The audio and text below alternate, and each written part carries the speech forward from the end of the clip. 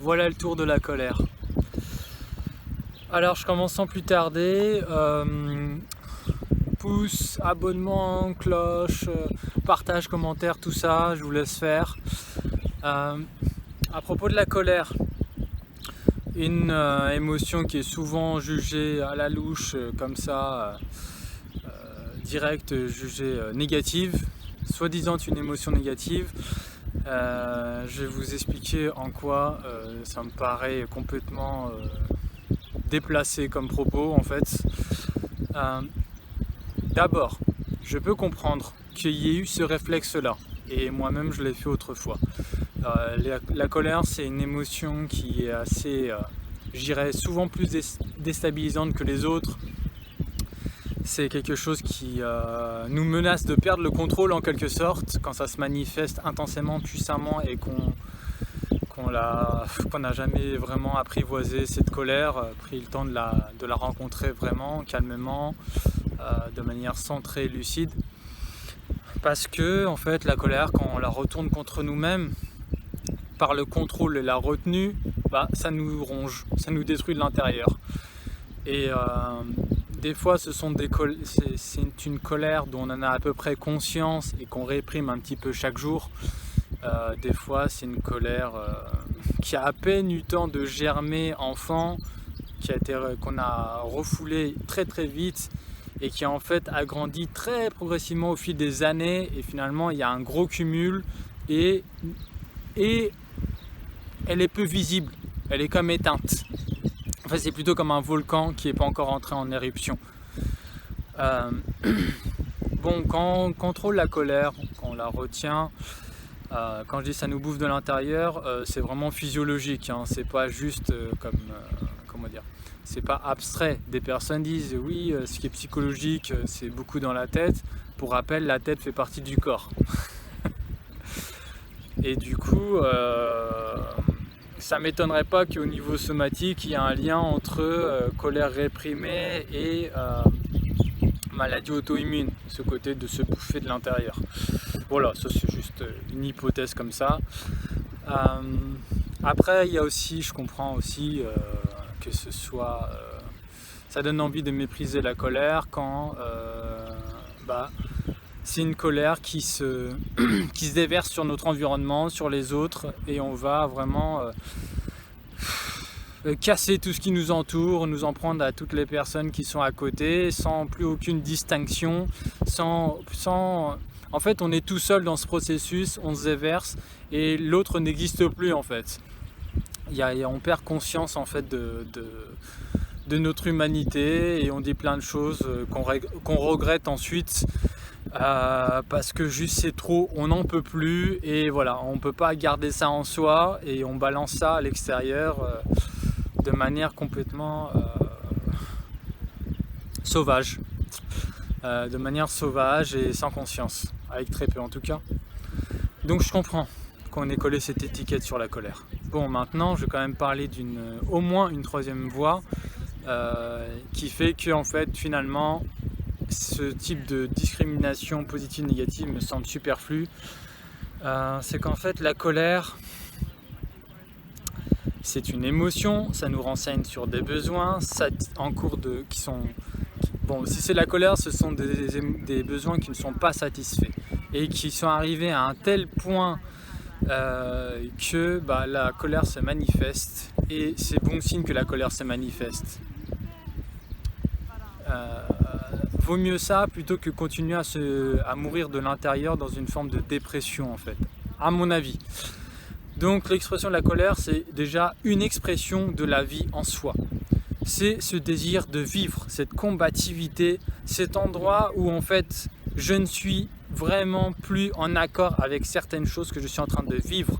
C'est un non dans le sens où putain, ça ne me convient pas, ça ne me convient plus, c'est pas ce que je me souhaite.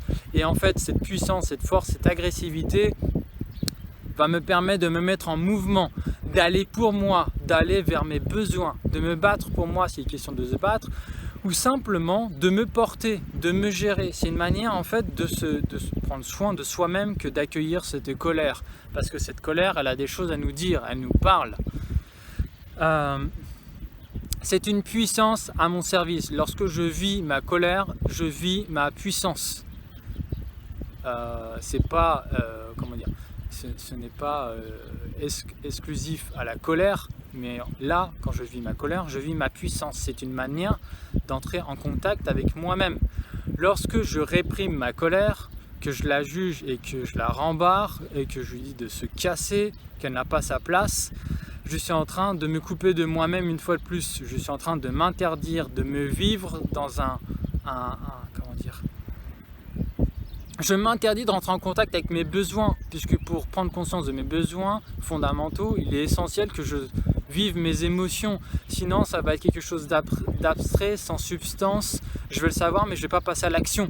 Alors que quand je prends le temps de ressentir cette colère dans mon ventre, cette force, c'est de l'ordre de l'instinct. C'est quelque chose d'animal et ça me propulse. C'est une pulsion de vie. Après, qu'est-ce que j'en fais ? C'est là où je vais venir en fait à la distinction entre être en colère contre et en colère pour. Être en colère contre l'autre, être, façon de parler, me sentir en colère contre l'autre, me sentir en colère pour moi. Dans les deux premiers exemples au début, où la colère est retournée contre moi-même ou retournée contre l'autre, c'est, je viens de le dire, colère contre quelqu'un ou contre quelque chose.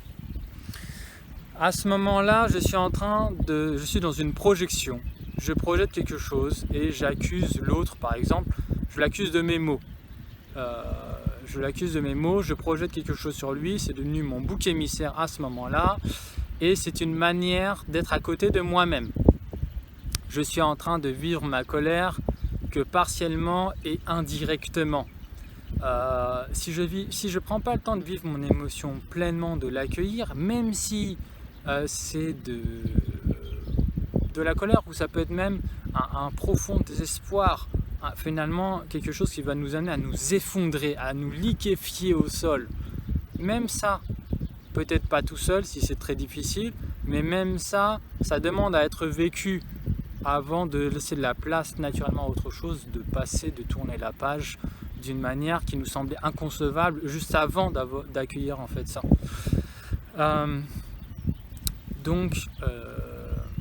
Désolé si c'est devenu un peu décousu, je vais essayer de retrouver l'axe principal. Donc quand je suis en colère contre, je suis en train d'accuser l'autre, je suis à côté de moi-même. Et ça peut tourner, comme je ne me vis pas en entier, je ne fais pas le tour de ce qui me regarde en fait, de cette énergie qui m'habite à ce moment-là, de cette colère, de cette violence. Quand je ne la vis pas en dedans de moi-même entièrement, je ne l'embrasse pas, je ne l'accueille pas, c'est un truc qui va revenir tout le temps un petit peu sans cesse. Tout le temps un petit peu. Et du coup, si j'ai comme stratégie préférée inconsciemment de projeter, je vais tout le temps projeter. Et rarement je serai satisfait de ce que ça donnera dans mes relations. Ça a plein de conséquences. Et par expérience, c'est rarement satisfaisant. Ce sont des stratégies qui ne sont pas très écologiques, si je puis dire. La colère pour soi. Quand je me sens en colère pour moi, ça vient, c'est une conséquence d'une prise de conscience dans la chair, une prise de conscience viscérale.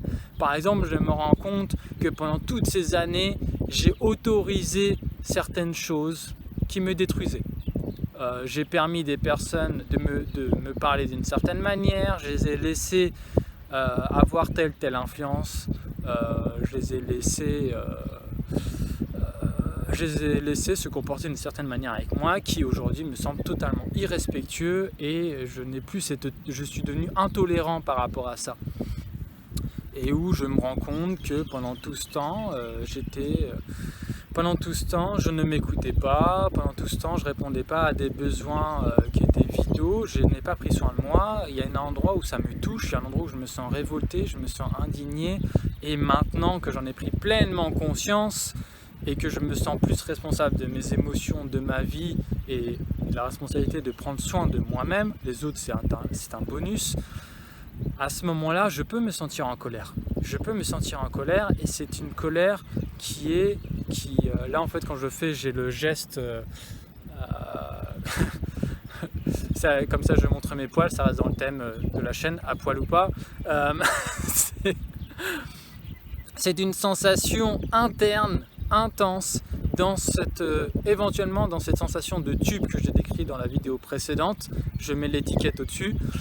Cette sensation de tube où en fait je vis pleinement mes émotions, ça ne regarde que moi, et cette colère, elle va... j'ai du mal à poser des mots, je le sens. Parce que je suis en train de ressentir cette colère en même temps et ça me débranche un peu le cerveau.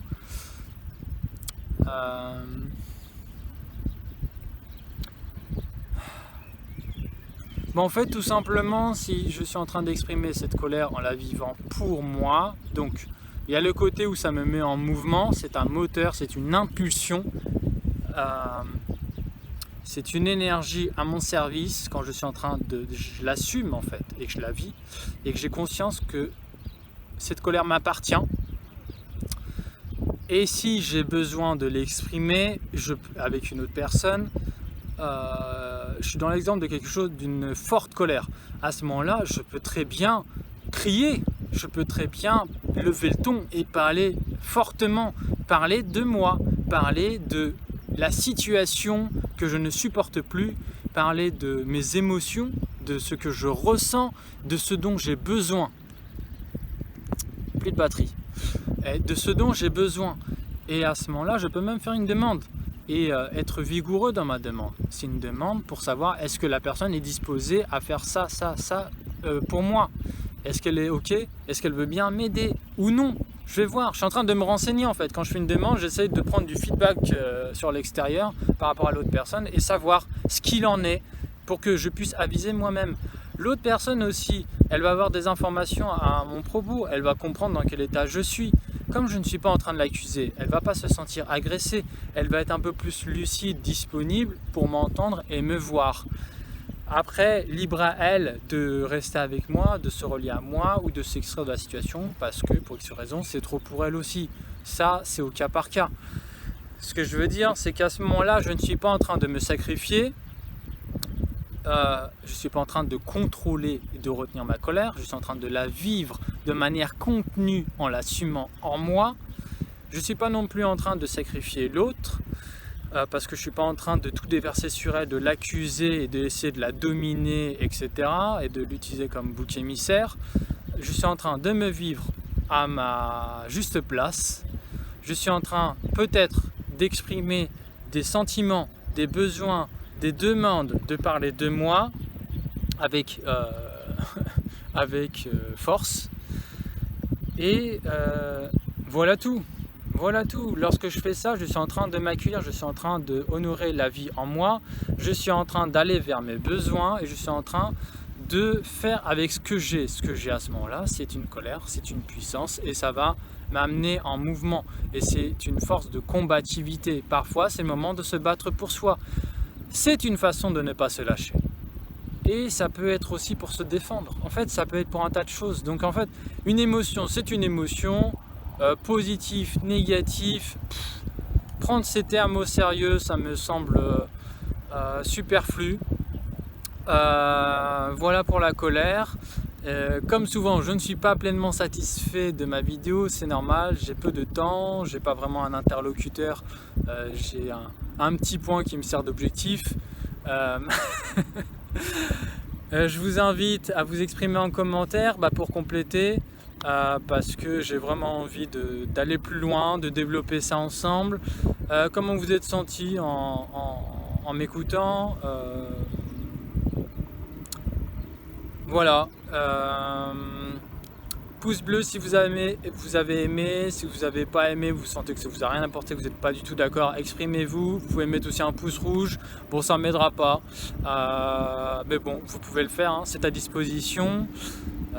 Partage, si vous abonnez, pensez à activer la cloche et puis au plaisir de vous retrouver à une autre occasion. Ciao.